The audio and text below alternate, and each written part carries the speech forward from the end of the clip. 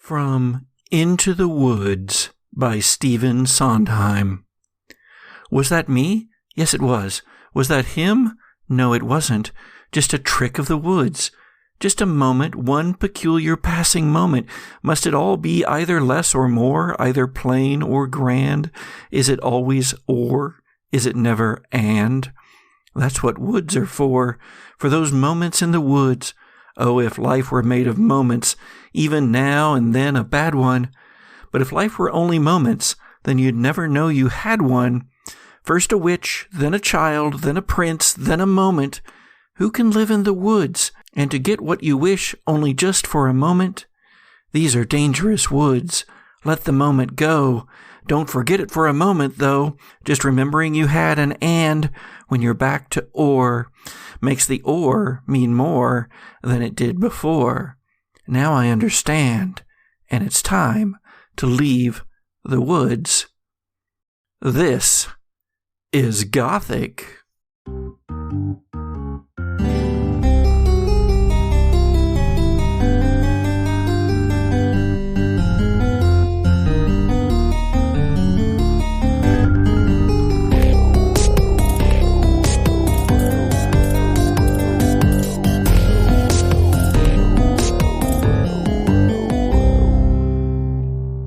We go back to Elk Island. Jason and Gigi, you regain consciousness. You're being dragged along by two of the rabbit-headed people, and there are a couple of others around you. Gigi, you think you might have just passed out because of the wound you'd already taken, but Jason, I gotta remember everybody's names too. Yeah. But Jason, you feel a new line of blood across your face, like right across your cheek, and even the ear feels a little loose, and so it feels like you probably took a pretty glancing hit, at least from one of those arrows, and may have passed out from that.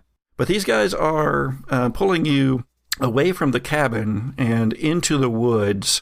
Jason, you stayed out here for several days, and you know that there's a clearing out there with some weird, like, natural rock formations, and there's some torchlight coming from that space over there. You both are kind of woozy and not quite able to figure out what's going on, but given that, what would you like to do? And then I'll tell you if you can. Yeah, mostly I'd be like, what are you doing? What do you want with us? They want to kill us, cuz. Shut up, says one of the rabbit-headed things. Read a bad situation, whichever one of you wishes to do it. Wait a minute. That's a different game now. We've changed into a different game system. Damn it. You're right. Crap. Okay, wait. Roll. Persuade, dissuade. Identify? Yeah, roll. Read a bad situation. So good for this. Yeah, just roll investigate, or what the hell is that first one? Identify. Roll identify. Whichever one of you wishes to do so. Need my D10s. Who has the better identify? I've got 4. Unless I can 3. Finagle Snoop into it somehow, but I don't think that'll work. Okay, here goes. I'm using D10s and not D6s. 17 total. Okay, nice. So, Gigi, you notice that those lights, there are those torch lights, but there's also another weird light coming from kind of that direction. It's hard to tell because it may be coming from over the road, may curve around, may be coming from the road. It's blue and red flashing lights, it appears, and you realize that there are cop cars coming up the main road, and the rabbit-headed guys notice this at the same time, and one of them goes, "Oh, what do we do? What do we do?" And the other one panics a little bit and goes, "Run, man, run!" And they just drop both of you. I start screaming as loud as I can. We're up here! Help us! And I would, as I regain my, balance and stance, try to help Gigi up. Allison, Skeen, are either of them near? Yes, they're nearby. They were also being dragged toward the clearing. You're not sure what state they are in. Gigi, get the cops. I'll see what I can do for Skeen and Allison. Gigi, roll escape for me. Okay. As you're trying to draw the attention of the right people. Of the right people. I can do math. 18. Oh, nice. All right. I'm sorry. You were the one who just rolled. Yes. Oh, we have to go back to the That's tension tracker. correct. Yeah. It's so weird to roll an 18 after, 7 was a good roll. Go ahead and roll escape for me, Jason. What is my escape? Oh, my escape's okay. 16. Okay. Nice. Great. Nice. Interestingly, it's, Jason's roll that gets Gigi's yell heard, but but at the same time that Gigi is yelling, you do notice, Jason, that Allison and Skeen are moving slightly. They're not apparently conscious, but they are moving, so they are not dead. At about that moment, there's a that last little bleep of the siren as these 3 police cars pull into the driveway of the cabin. And although 2 of them show sheriff's department on them, the other one is a darker color, still has the sheriff's star on it, but says sheriff right by the door. And the deputies, one of whom you've already seen, get out. But then the sheriff steps out as well of his car, and he stands up and he looks around. So he's got, he's not dressed like the others. He's got these cowboy boots on, and he's got these, dark slacks, and he's got this shirt that's partly unbuttoned, and he's got the big hat. There's a cool, minor key guitar chord as he steps out of the car. And you have seen him in the distance before, but this is the first time you will have actually met the sheriff. And he says, "What the hell's going on up in here?" And I cock my shotgun. All right, Carl Kane, the younger you, is being taken to a clearing by 2 rabbit-headed, muscular fellows and one less muscular, no longer rabbit-headed person, a woman who she seems to know you or to have recognized you as being a member of the Kane family and bearing a striking resemblance to someone that she knew. I said I was Joshua's son. She seemed to buy that and was, wanting to know who it was that he had the affair with. But to clarify all of that, she decided to wait until getting you to the clearing, which is where you are currently headed. Are you going to continue going along willingly, or are you going to try to make a break for it, or what's your plan? Yeah, that's a good point, because this is just such a bizarre situation. Because young Carl really has no clue what's going on. He has no reason to, he knows he's in danger, and that much he can probably sense. He knows that whatever these people are doing does not seem normal. These guys aren't out for a picnic. Something is seriously wrong.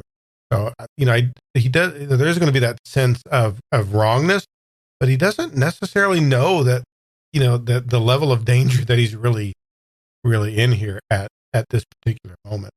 So, he's going to go along for just a little bit and see where they're headed. But he'll actually even ask him. He's like, "Where are we going?" My darling, we're going right up here to this clearing, and then we are going to find out what the hell is going on. And there seems to be all sorts of activity in these woods tonight, and I think that it's about time we got some answers. So just a little bit further on here, and we're going to see what we see. Well, I got to admit, I would love to have some answers as to what's going on. This is not what I expected to find here. And one of the rabbit-headed guys kind of pushes you forward. He's the one that has picked up your rifle. The other one still has a bow, of course. What's with the rabbit head? That's a little weird. She leans in to you and says, kind of in a conspiratorial voice, but still loud enough, actually, that the others can probably hear her. She goes, "Well, this is the way I found him, hon. They seem to think that this connects them to nature or something. And maybe it does. I don't know. Well, why rabbit? Why not like a squirrel or a raccoon or, you see a lot more of them than you do rabbit. Honestly, I think they got a real good deal on these at the warehouse. And as she's saying that, you approach the clearing and you see that there are several more of the rabbit-masked people. There are several stones in this clearing too, almost in a circle, but they appear to be natural, not something human-made. There's also a lightning-blasted tree kind of in the middle of this clearing. And so it's just a blackened stump, but it's a pretty tall stump, maybe like 10 feet tall total. It looks like something that happened long ago or recent. Yeah, it looks like it happened. Yeah, it's weathered a season or two, it appears. Oh, hey, that's been a rough day for that tree there. Oh, no, that's a while back. Okay. That's a peculiar spot that we've got here. Go ahead and make an identify check. Okay. See what we got here. I got double fives. Add a 5 to that for 15. Nice. And that is a double on your success. So you get a survival point to add to your pool. Oh, wow. You see something moving inside the tree trunk. It's a shape, but it's not a shape with substance, it doesn't appear. It's more of an amorphous, shadowy kind of thing, as if the shadows inside the hollowed out tree trunk itself are moving. And I'll kind of recoil from that, just a little bit of a jump back. I'm like, whoa, that ain't normal. That ain't, what is that? The woman says, what are you talking about? At that same moment, you hear gravel crunching on the road that is not too far away from here. And you see the flicker of blue and red lights coming through the trees. It's the road isn't like right there, but it's close enough that the lights of these approaching cars can be seen, and they're spinning around, and everybody here appears to be starting to freak out as somebody yells, "It's the cops!" And somebody else yells, "What do we do?" The woman that is with you looks around, startled and scared looking, and does not see when the shadowy form in the trunk of the tree kind of explodes upward into the darkness above this clearing, unlit by the torches of the rabbit-headed people. So do I think nobody saw that happen but me? Everybody else seems to be paying attention to the flashing lights, and they're starting to scramble for their weapons or huddle together. Some of them are already starting to run. I look like I'm nervous as well. I'm like, oh, no, the police, no, this is bad. This is bad. I should get out. We should get out of here. I don't know what. Yes, this is bad. You hear a woman's voice yelling from somewhere in the woods off to your left, approximately where the police cars seem to be headed toward. And you hear her yelling, "Help us! Hey, help! We're over here! Help!" Just very loudly and over again. The two gents that were so kindly helping me along, are they still right next to me as if they're helping me along, or have they, where is their freak out level at the moment? They're still there, but they are definitely distracted.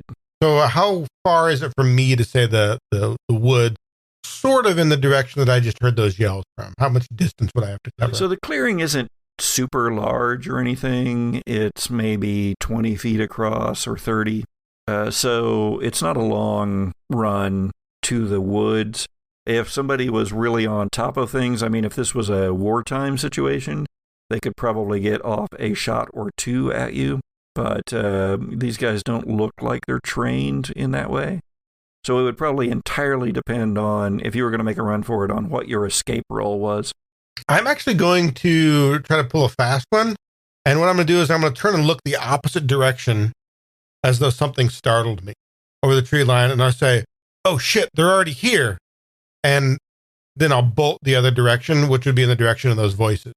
See if I can't pull a little obfuscation and get them to look into the tree line. Okay. Well, you are trying to obfuscate. So you're trying to obscure. They are trying to pursue you, not in a necessarily running you down kind of way, right? But they're going to trying to follow along with what I was attempting to do. Right. So I'm going to roll because you've already done so, and I'm going to roll my pursue against your obscure. 9, so 14. My obscure is a 5. That is a 15. So I could spend some tension points, and in fact, I think I'm going to do so. This is not a risky maneuver for you. They're not actually trying to shoot you. He's trying to tackle you as you run the other direction. So I'm going to spend 1 tension point on this in order to match yours. And that means you look one way and you say that they're already here, and they both look that direction. But then as soon as you start to bolt, the one that's got your rifle just like doesn't smack out with it to like knock you out, but he like kind of just jams it out in your way and you stumble over it. And then he's coming for you. Foiled by my own rifle.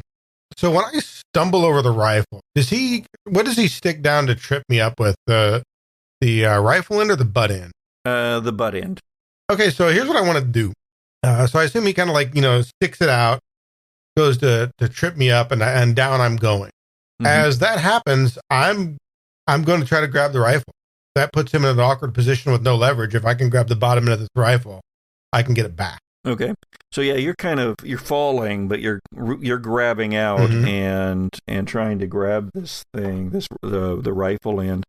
So what is your ultimate goal here? What's your hope to do with you get a hold of it and then what? To wrench the rifle away. Well, then I'm armed. I mean, it puts me a little more back on equal footing. But I don't think I'm actually going to go into a full offense. I think I basically want to try to grab the rifle, roll out of it, and run away. Okay. I think I'm going to have you do escape again then. Yeah. Wish my escape were a little better, but maybe the dice gods will favor me. Not particularly well. That's only an 11. Yeah, 11 total. Do you wish to spend a survival point to re-roll? I just got one. What the heck? I'm feeling lucky. Come on. Yeah. I mean, that is better, but it's only a 14 total. Yeah, you're looking for the 15. Yeah, what I got. You can continue to spend survival points on it if you so desire. I mean, there's only so many of those. What the heck? Let's do one more, and then we're going with it no matter what. Okay. Oh, that's at least, I finally got a better roll. We're 18. It got me up to 18 on that. And that's higher than what I wish to spend tension points on. And also, you have spent a fine number of survival points on that roll. Yeah, it's a lot. You grab a hold of it as you're falling, and you're wrenching at it, but he's holding on really good until he realizes that he's got the barrel in and it's pointed like right at his chest, and then he kind of pushes it away from him and kind of dances off to one side. So you've got this big muscular rabbit-headed guy kind of prancing away from the line of the barrel of the rifle. So you've got it. I'm going to follow their example and rabbit away as fast as I can.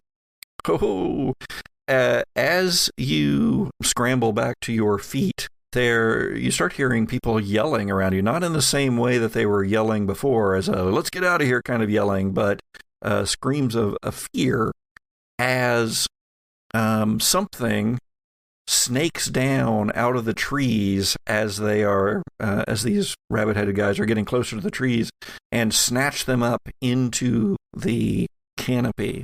almost like snakes or tentacles of black, shadowy substance.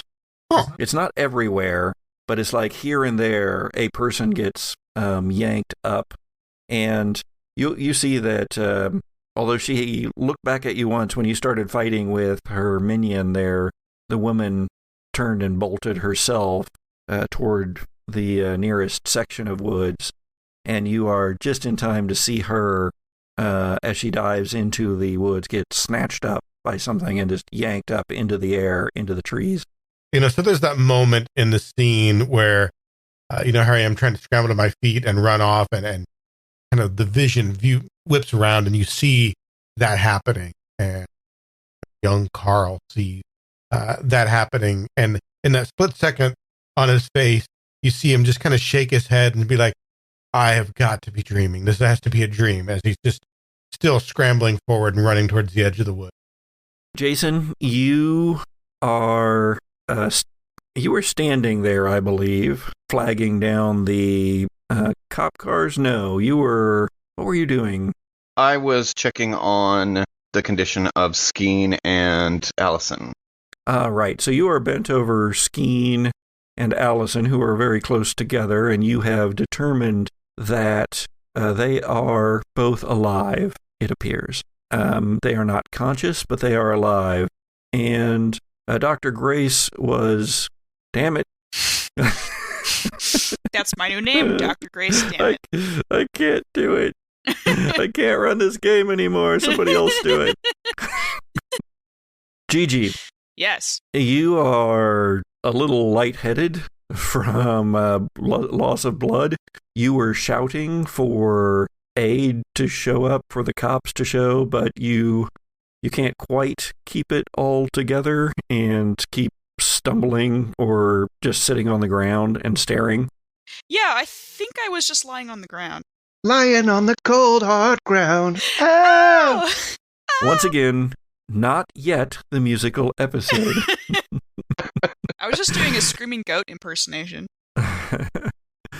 Here we are, and 3 police cars have just pulled up. 2 police cars and a police Bronco, but out of the Bronco has stepped a figure, the sheriff, who steps out of the Bronco and starts shouting orders, looking around and seeing, kind of taking in the whole situation.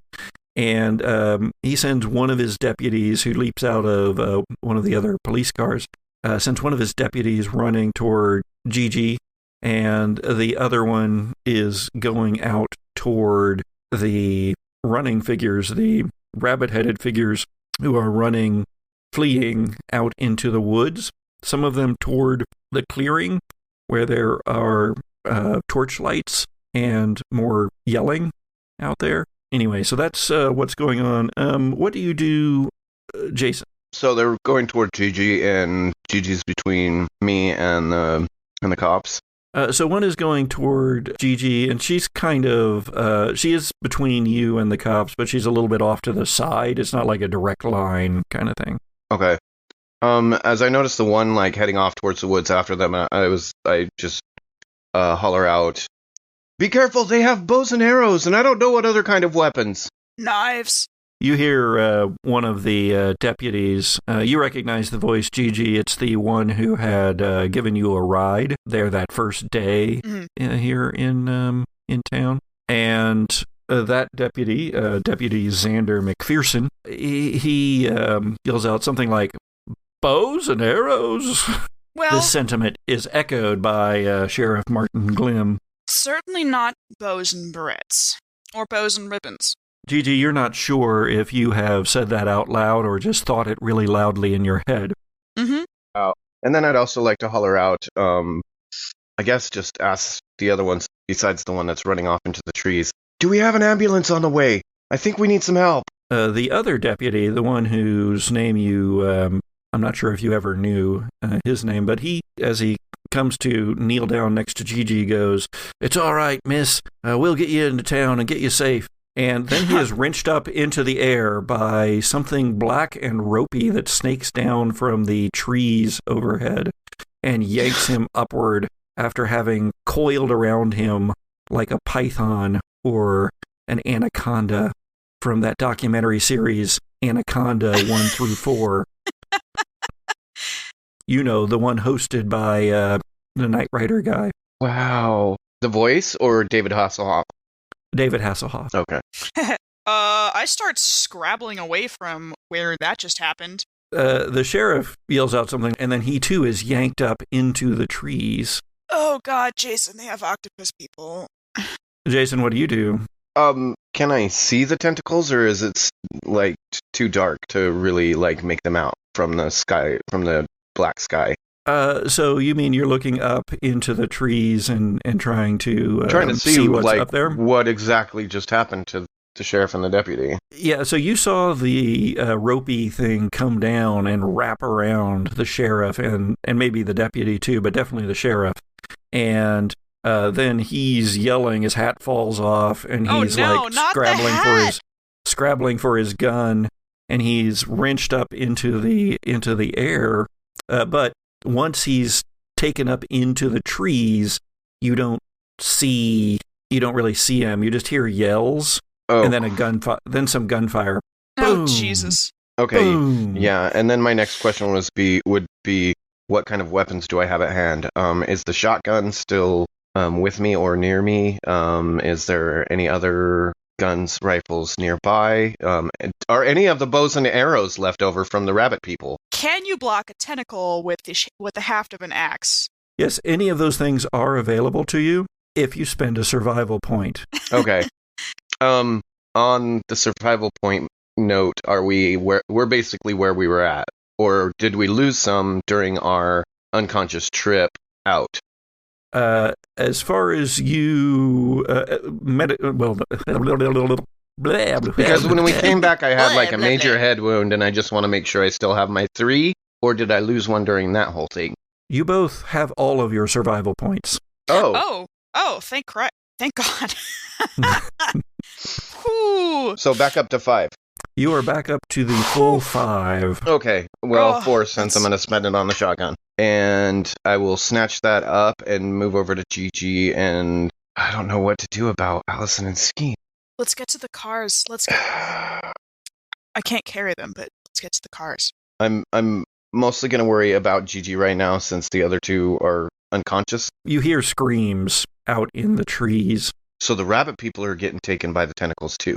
Yes, appears to be. Oh, wow. Oh, Gigi, man. Gigi, we got to run. Can you get up? I'll try. Okay, and as I'm running towards her and help lift her up, I'm also keeping an eye overhead, watching out for whatever might come by and lift us up into the sky, and going toward any kind of light source, the nearest cop car, whatever the nearest light source is, so that I can have a better view of what's going on around me. That's going to probably be the headlights of the Bronco, which kind of pulled in front of the other 2 police cars. And that would be the one then. Roll escape for me, Jason. Okay. 2d10s. Make sure Indeed I'm rolling it the is. right things. Ooh, that's not good. 12 total. No. Okay. You run toward the Bronco, and just as you're getting up to it, something big and heavy and meaty falls on the hood of the Bronco. It actually hits the windshield as well, smashes the windshield, and it only takes you a few stunned seconds to realize that what it is the severed torso of Sheriff Martin Glim. No! Wait a minute. Wait. What? No! Okay. Okay, I mean, of course, there's that frightened, just like stop and almost try and like pull back as much as you can to really take in the scene of what happened. As Jason starts looking upwards and around just to make sure that nothing else is going to be falling on them at the moment. I still think getting there first is going to be the best option we have. One of the police cars is flipped over by a tentacle that comes down from above. This one thicker and meaner than the others. You can see that it's made of not of any real substance. It's almost smoky, but it seems to have real tactile abilities, obviously. But you can see this close to it that there's like spikes that are jutting out from it, black shadowy spikes, but those spikes wind around, going underneath the police car, and then just sort of reel it up like a yo-yo, and it spins around in midair and then crashes onto its side and rolls over onto its hood. How near was that one to the Bronco that we're heading towards? About 10 feet away. Oh, jeez. And you're right up in the lights of the Bronco right now. And of course, like I said, the windshield is smashed in. Now there's blood sprayed all across the windshield and the hood. In frightened panic at that point, like, paused in front of the headlights of the Bronco. Frozen in the headlights. Right? Almost like just a rabbit. Paused, just looking for any target to possibly aim at and pull the trigger to the shotgun for. Like in the horror movie when there's just chaos going all around and you see the person just sitting there bathed in the light, just swinging around, and the camera pans around them as they're looking around. Yeah. Yeah. Gigi huddled down next to me, and we're just trying to figure out a way to get out of here. And I'm going to be like, what do we do, Gigi? What is going on? Maybe we don't get inside the cars unless we can leave in one of them quickly. You're being rather calm about this. I have no other way I know how to be. I am actually going to roll a persuade against you, Jason. And I am going to... everything's happening all around. You're a little bit crazed, a little bit, flustered. Oh, yeah. And so if I succeed at this, then I'm going to have you to fire wildly up into the sky. Okay. And I got 22. Oh, it looks like I'm firing up into the sky. I'm shooting at everything that's coming at me. Okay, so it's like boom, boom, boom. Just you're shooting blindly. Gigi, what are you going to do? Good grief. I don't even know. Probably just like crouching, completely bewildered. I originally was thinking like maybe I should go under a car, but that seems like quite a nice way to die. So I don't know. I'm just like keeping a low profile, trying to present as small a target as possible. Gigi, I'm going to need more shells. I do have more. I took more shells. I start fumbling them out of my pocket. Yeah, because you finally, you came to your senses when you ran out of shells, Jason. You were just pulling the trigger. Why don't you go ahead and roll an assault for me, Jason? Because you were firing up into the trees toward the where the things were. Yep, and you were the one that rolled that one. Okay. Assault. Ooh, 18. 18. Let's see. Let me look. Okay. You hit the... you hear something that isn't human. It's not quite a scream, and it's not quite a roar, but it's something like... And then several of the tentacles withdraw from this immediate area. That is followed by, alas, a rain of deputies and their parts. I want to grab Jason and just start running towards where my best recollection of where the road is. Get in the Bronco! Get in the Bronco! I'm assuming it's going to retaliate against us. Let's leave immediately. Well, the lights are on. It's still running. The cops just barely got there. Let's get in it and go. Mm-hmm. Roll and identify for me, Gigi. Okay. If I could pick up both of my dice, it would be great. Math is hard. 20. 20. Yes. So as you grab Jason, you're like shoving shells into his hand, and he's fumbling them and trying to get them into the shotgun. And you're looking over his shoulder, and you see Skeen start to get up and get to their knees, just right next to Allison. Let's drive the Bronco up next to them, pick them up, and then leave. Well, get in. Let's go. I'm down with that plan. I do that. Just out of curiosity, in which direction was the scream from whatever creature beast thing? Oh, good question. Where was that coming from? So above, but a little bit deeper into the trees, like toward the clearing where the torchlight is, that direction, which is just past Skeen and Allison, there by the edge of the woods. Okay. I assume I'm going for the driver's side, and as soon as Gigi, before she even has the door closed, I am throwing that thing into gear and wheeling towards Skeen and Allison. I actually am going to get in the back seat so that when Jason pulls up next to Skeen and Allison, I can drag him into the back. And it's going to be quick, because I'm basically going to drive right up, looking like I'm going to hit him, and then just cranking the wheel and then skidding off to the side a little bit so that they're on that side and can jump right in too. And I scream out, "Hold on!" And like... What would you like to argue to roll for that? I'm going to say protect. Okay, nice. That's a good one. Good. That's a good one. Yeah. Definitely roll protect. And you're shooting for a 15 here. Ooh, I got the 15. 16. 16. Oh, let's see. Let me check my Dead of Night tracker here.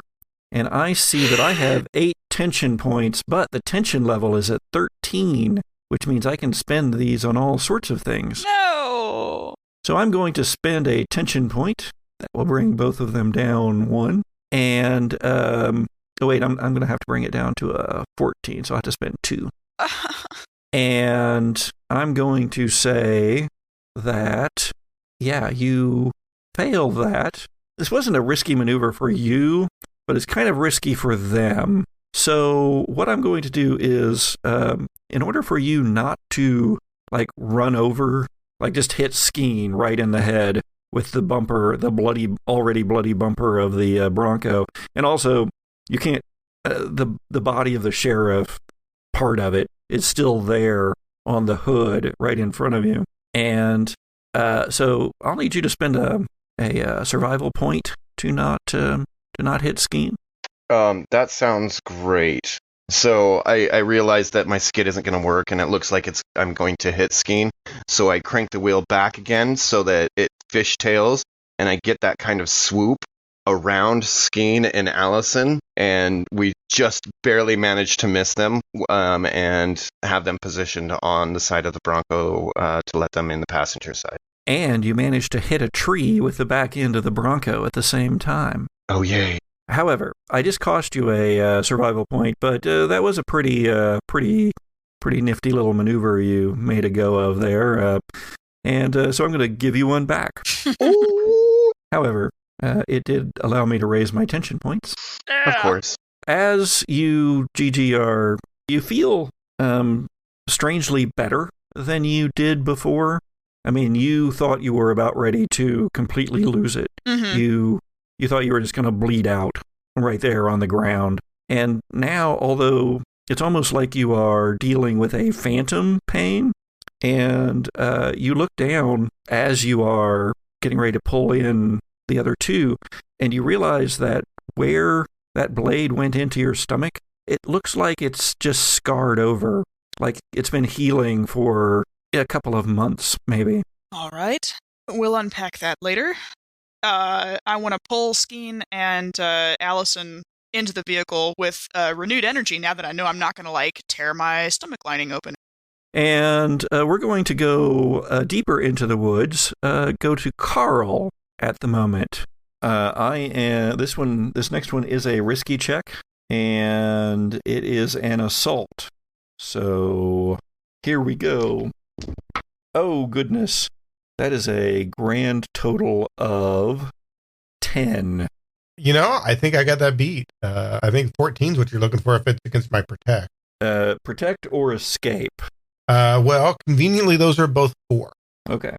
So, well, in that case, either one is good. And as you're running, you see this something snake out of the trees and wrap around the guy that is kind of running after you. He's not necessarily chasing you, but this is the one that had the rifle, and he gets wrapped around by this like a boa constrictor of shadows coming down out of the treetops, and it just yanks him spinning up into the shadows above, and you hear him scream. And somewhere nearby, a body falls back to the ground. You see it fall, but you don't see the outcome of that, of if they're okay or not. So I want to run a little ways away. I'm not, going too far. I want to bolt into the woods to the point where I don't think there's anybody directly behind me anymore. And I kind of want to do the stop and spin around and check my surroundings and check the rifle. Okay. To make certain that it's functioning, loaded, ready to go, and see if anybody's pursuing. Kind of maybe, get behind a tree a little bit and look around while I do that. You get settled in behind a tree. You check the rifle, and it's in the same shape it was when you dropped it on the ground not too long ago, and when it was picked up by the rabbit-headed guy. So it seems to be in working order.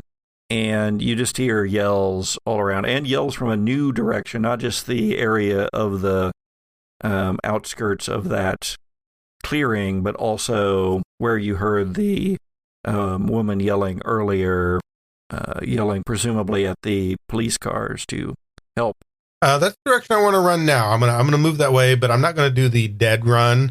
I'm gonna do a fairly cautious run with the rifle kind of at the ready and press forward as quickly as I can towards that direction. Once again, kind of giving that shake of the head. Well, this certainly can't get any weirder, can it? You hear a couple of gunshots from the area of what you can now see as a cabin there in the woods. One that appears to have a short driveway that goes out to the main road. And as such, you recognize it. It's changed over the years, but the framework is still there. The bones are still there. This is the old cane hunting cabin. Young Carl's going to have that moment because he was moving along at a quick pace and he sees the cabin and suddenly realizes where he is. There's that moment of he knows exactly where he is, although it does look different. And he'll stop and look around again with that very confused look on his face, check the rifle one more time, and then continue forward towards those. All right. And with that, we'll go back over to you, Gigi. You are right in that the thing is not going to be very pleased with you having shot at it with a shotgun. But Jason was the one that shot at them. Yeah, but we're together. Oh, okay. I need you, Gigi, to roll a protect to pull Okay. Skeen and Allison into the car before the tentacle gets to one of them. Yoink! Before the tentacle gets to one of them. Because a tentacle is snaking down. You see it out of the corner of your eye. It's coming down now fast out of the sky, almost out of the blackness. Not out of the trees, it doesn't seem, but out of a blackness that's above that is overhanging everything like a cloud cover. You can't see the full moon anymore. All hail the glow cloud. It's a 21. 21. I do not wish to make that enough lower to Yeah. to affect that. So you get both of them pulled in just as the tentacle slaps down and wraps around Allison's leg, but you yank on it and her shoe goes flying off, but you pull her into the Bronco. As soon as I notice that they're even close to being in, that gas pedal is down, and I'm peeling dirt and grass and everything is flying out the back of the Bronco as I'm trying to take off. Yeah, I'm also screaming at Jason to go, even as he's already doing it. Go, go, go! Yeah. All right, I'm going to need an escape from you, Jason. All right. 17. 17. Is there a help out roll in Dead of Night? I don't remember. I don't feel like there is. What? I'm trying to look at my cheat sheet. The character may re-roll a single check. Yeah, I have that I could do it myself if I wanted, but I don't know if I have interrupt another character's action or gain initiative, but Okay, well, yeah, you can negate the effect of another character's survival point expenditure, but that's you don't want to do that. Well, that's fine. I was just wondering. It's been a hot second since we played Dead of Night, so you could pick up a new specialization here in the spur of the moment. I could introduce another element into the story. There's a different tentacle that attacks the first one. No, I'm kidding.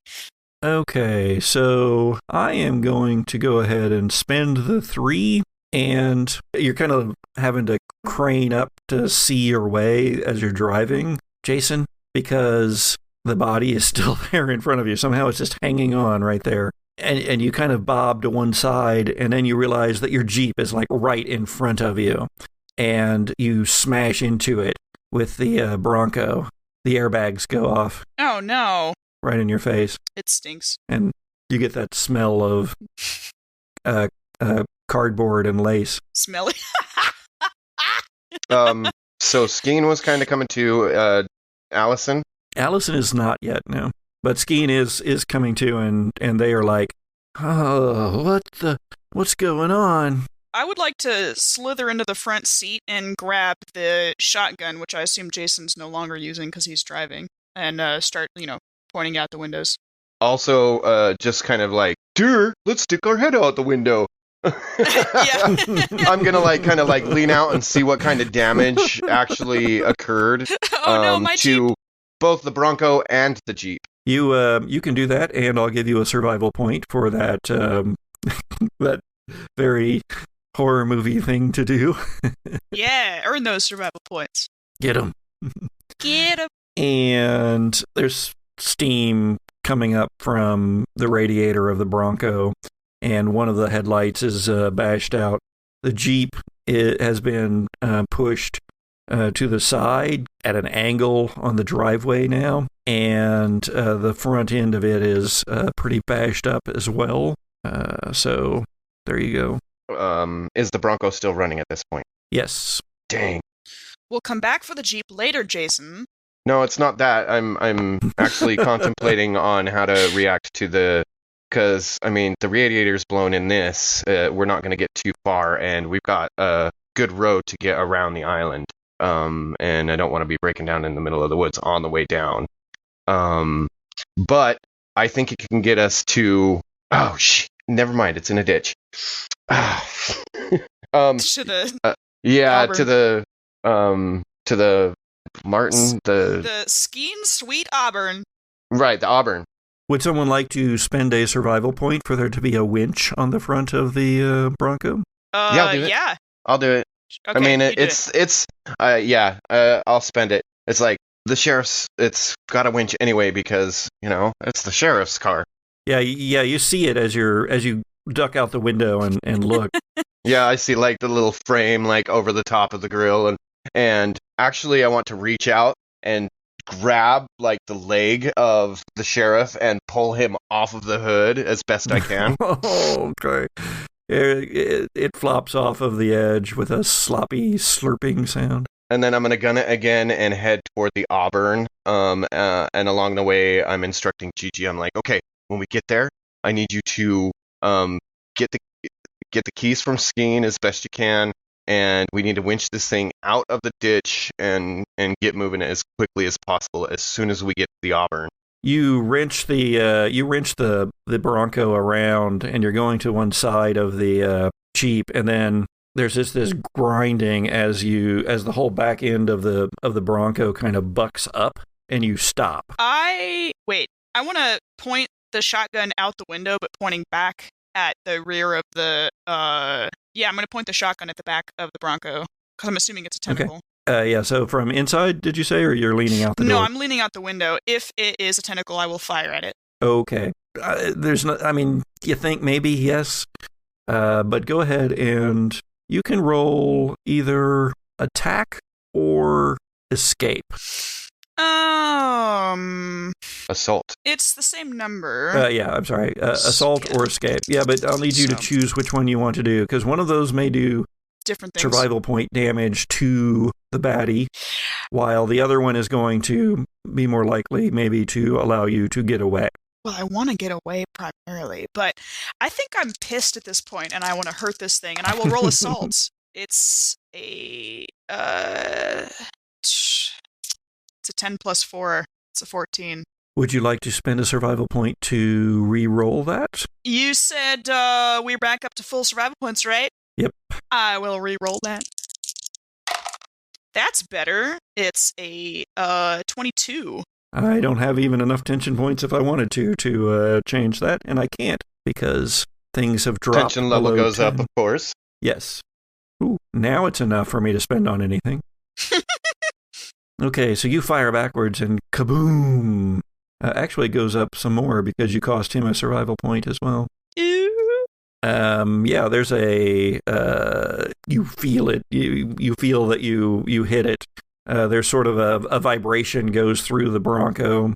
And I'm just still spinning wheels trying to go forward. Give me an escape then. Jason? Well, that's what I'm wondering, is if it's still holding on. Am I still kind of spinning wheels trying to get away from it? It is, yes. The fact that I noticed that it was wounded and it shook the Bronco, I'm going to wrench the gear shifter into reverse really quick and then just like slam it backwards and try and dislodge before putting it back into drive and going forward again.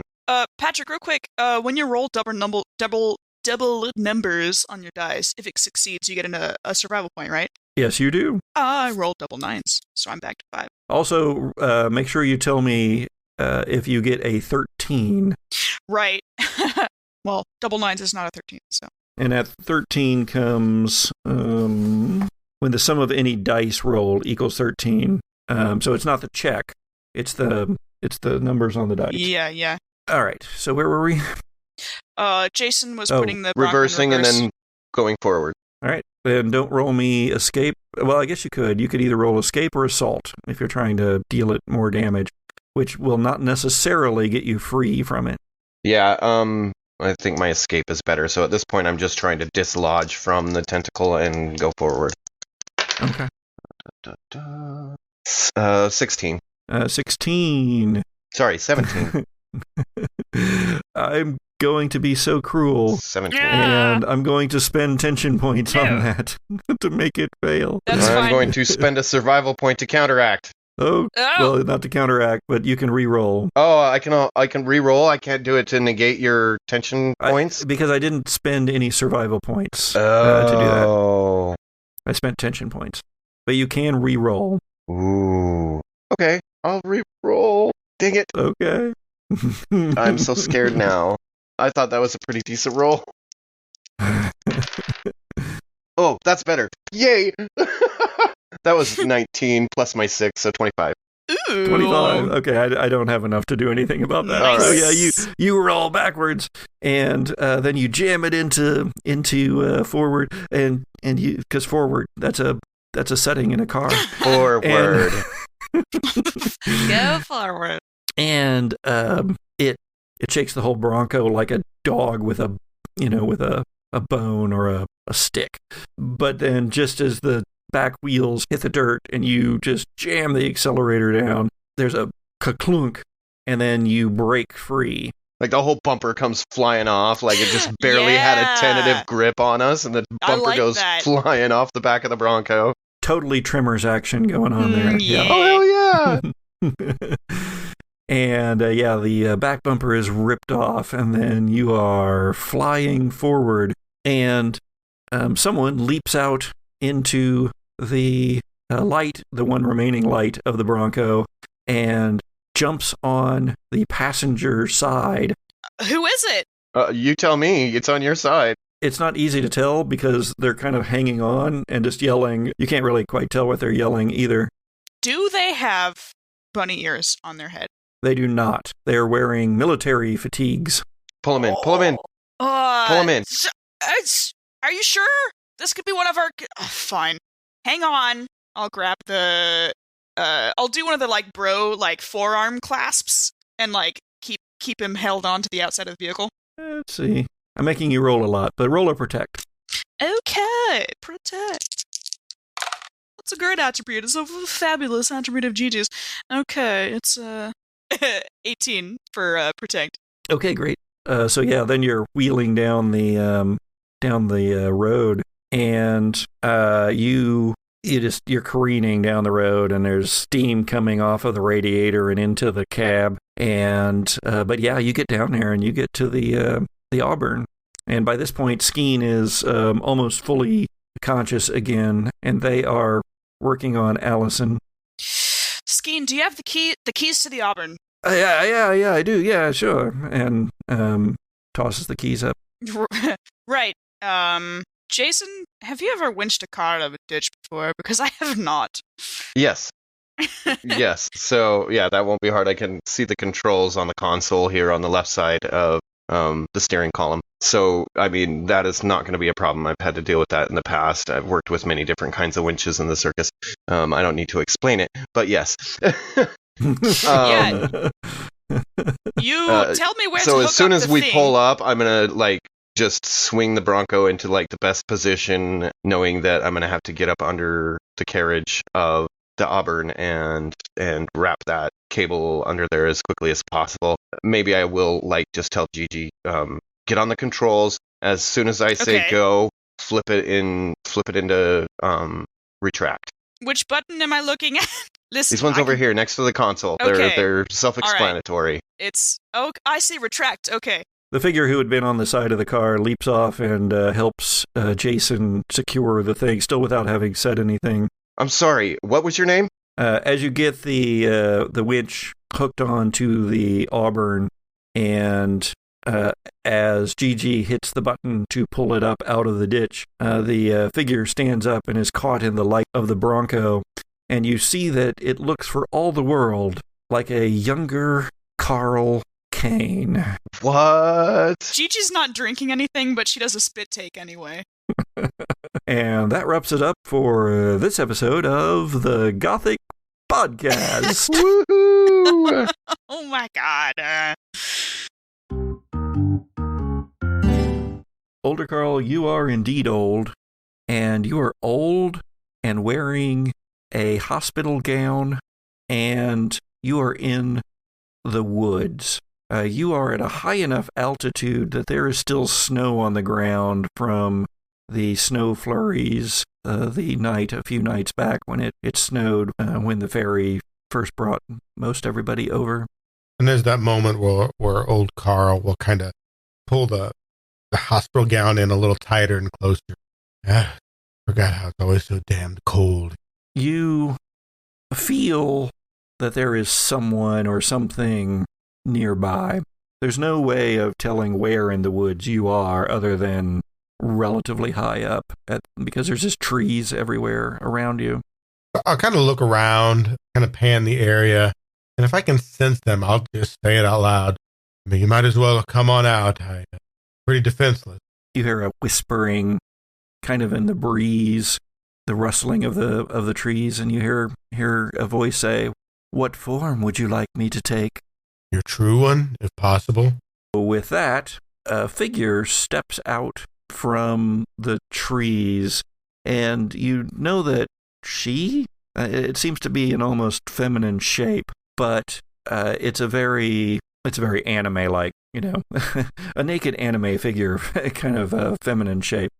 No real defining characteristics to it, just a glowing form, and you realize that there wasn't that glow before, so in manifesting, the creature, whatever it is, has also taken on this glowing aspect.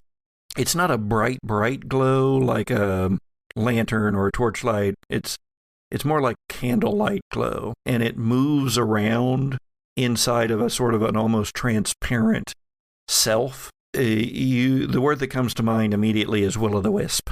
But a will-o'-the-wisp whose light is surrounded by this feminine form. Carl, I'm going to just look at the form for a moment, and not really so much shock, but almost awe, that something like this really, truly does exist.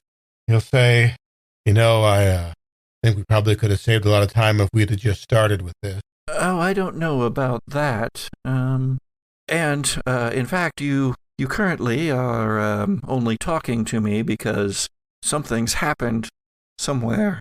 And she, if she is a she looks around and doesn't quite sniff the air, but almost seems to be taking in the essence of the night. And I suppose you need my help. No, I just need to regain my strength so that I can take your body over again. Well, that's quite interesting. Why did you choose this place? To stop? Oh no, this isn't anywhere. This is just on the way. Ah, I understand. And why do you need such an old form? We're going up there. She looks, and you realize that you're not on a flat. You're on a slope, and in the light cast by her body, you see that this slope goes upward to your, we'll call it left.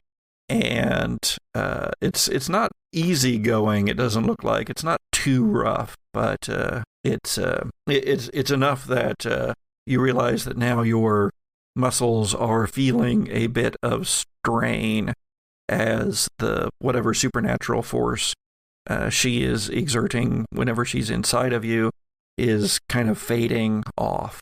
Would it be easier if I just climbed and you followed? Well, I don't know if your body can handle that. Isn't that true one way or another? Well, no. When I am inside of you, I am able to use some of my energy to motivate you, quite literally. Wouldn't it have been easier to pick somebody younger, somebody who's more capable? It would have, but they would not have been the brother of Lazarus Kane. Yeah, not a lot of us floating around, I suppose. And that's important to you, isn't it? I believe it's important to what needs to be done. You know a lot of details about that. Well, I don't quite know what tricks you might have up your sleeve. Well, I was hoping maybe you could fill me in on a few things. Shed some light on the situation. She chuckles and rolls her neck around. There's no cracking sound because she's made up almost entirely of ectoplasm and energy. But, well, what would you like to ask? Perhaps I know the answer, perhaps I do not. Let's start with your connection with my family. Why are we so important to you? You keep getting us all riled up. And, well, that means that that which was may once again come to pass. I just hope to push that along a little bit. Is this about the cat? The cat? Yes, that's where it all started, with my brother and the cat. Oh, Carl. No. This all started a long time ago. Fair enough, but is that when it started for my family again? No. With your family, it is interesting, the connections you have. It wasn't clear before to me. I haven't had this much, how shall I say it, autonomy for centuries? Millennia? I'm not sure. But in any case, when I began to be aware of my selfness, I believe was when your grandfather, would it have been? It's so difficult at this, built the lighthouse. But you're not the only one, or the only thing, experiencing this new autonomy? Goodness, no. We are many. We are memories made manifest. I'm not sure. I'm still coming to an understanding of what we are. But you're connected to my family. That's why you need me. Only peripherally. I just believe that your family has made efforts in this direction, and that it is your bloodline that has a chance of, well, waking us all up, maybe? I don't know. I'm working on some speculation here, it's true. So you've been asleep for a long time. In many ways, yes. And what will you do when you're awake? Oh, but even more autonomy has come to me in the past, 2 or 3 days? To the point where I can know the passage of time ever since that one opened the book and was devoured by it. What was his name? Kitteridge. Yes, the book your grandfather wrote. I see. And you don't know what's in the book? He wrote things that he saw. Things he saw that, if I were to see them, would rend me apart, probably. So it has great power, the book. And what's up there, pointing up the direction that he means to go? What's so important that you need to get me?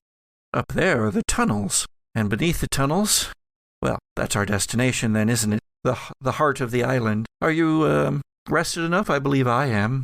Certainly. Let's give this a shot. Although, if you'd like, I'm willing to try to climb a little first. I'm not sure that I risk you dying on this slope. And with that, she glides closer and closer, and the light becomes brighter and brighter, and then you are not aware anymore. And there's kind of that moment as that vision or the awareness fades away that you can just hear Carl kind of mutter under his breath, well, at least this is warm. The Gothic Podcast is an actual play audio drama produced by C. Patrick Nagel, starring C. Patrick Nagel, Sharon Gollery-Lafournaise, Jesse Baldwin, and Richard Southard. Theme music is by Zoe Hovland, with cover artwork by Jared George Art. Season 2 of the Gothic Podcast uses rules from the Monster of the Week RPG by Michael Sands and the Dead of Night RPG by Steam Power Publishing. Look us up by name on all the social medias or email us at thegothicpodcast@gmail.com. Support for the Gothic Podcast comes from you, our listeners, so please rate, review, and share. And check out our Patreon page, too. Thanks. Does Cthulhu use male pronouns? Mr. Tentacles. Mr. Tentacles. Mr. Tentacles. This Bring is me not a nightmare. the musical episode. Make it the creepiest that I've The tentacles. The tentacles.